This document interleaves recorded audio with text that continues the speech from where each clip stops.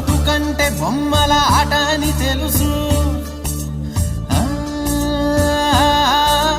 కథ అని తెలుసు, కథ అని తెలుసు, కథలన్నీ కంచికే చేరునని తెలుసు.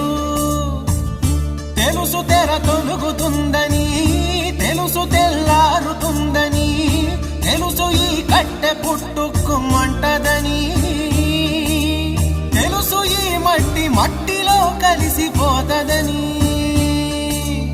ఎన్ని తెలిసి ఇరకాటంలో పడిపోతావు ఎందుకని? మాయా